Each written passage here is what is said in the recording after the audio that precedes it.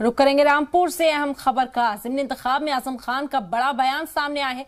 रख्म हो रही है नाइंसाफी की तारीख, आने वाली सदियां रोएंगी खून के आंसू, जमहूरियत को दबाने वालों को सिखाएं सबक। आजम खान ने ये बयान दिया है। आपको बता दें कि रामपुर में ज़िमनी इंतखाब है। 5 दिसंबर को यहाँ वोट डाले जाएंगे और रासिम राजा समाजवादी पार्टी की ओर से उम्मीदवार बनाए गए हैं। आजम खान के बेहद करीबी माने जाते हैं और ज़िमनी इंतखाब से पहले आजम खान ने ये बड़ा बयान दे दिया है। आजम खान का बड़ा बयान इस वक्त आपको बता रहे हैं। रकम हो रही है नाइंसाफी की तारीख, आने वाली सदियां रोएंगी खून के आंसू, जमहूरियत को दबाने वालों को सबक सिखाएं। आजम खान ने यह बयान दिया बाई इलेक्शन से पहले।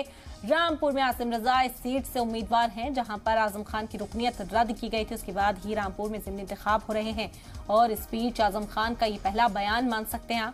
रकम हो रही है नाइंसाफी की तारीख, आने वाली सदियां रोएंगी खून के आंसू, जमहूरियत को दबाने वाले को सबक सिखाएं।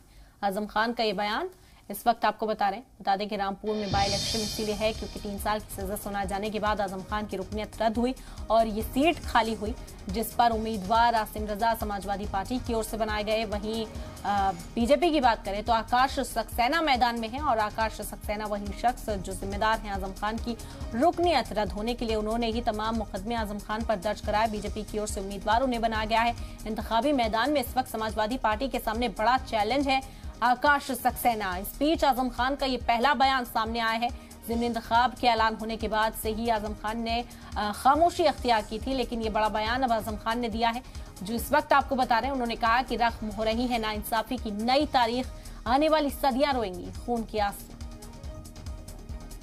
शहर से हमारे समाज के लोग शरीक हो रहे हैं जिन्हें जमाना बड़ी हीन भावना से देखता रहा है, लेकिन कभी भी समाजवादियों ने इंसानों के बीच में दीवार खड़ी नहीं की है, आज भी नहीं है। मैं बस इतना कहना चाहता हूँ कि चुनाव आते हैं और चले जाते हैं, लेकिन रामपुर चुनावों के बारे में एक ऐसा इतिहास रच रहा है, एक ऐसे अन्याय का इतिहास जिस पर आने वाली सदियां खून के आंसू रोएंगी।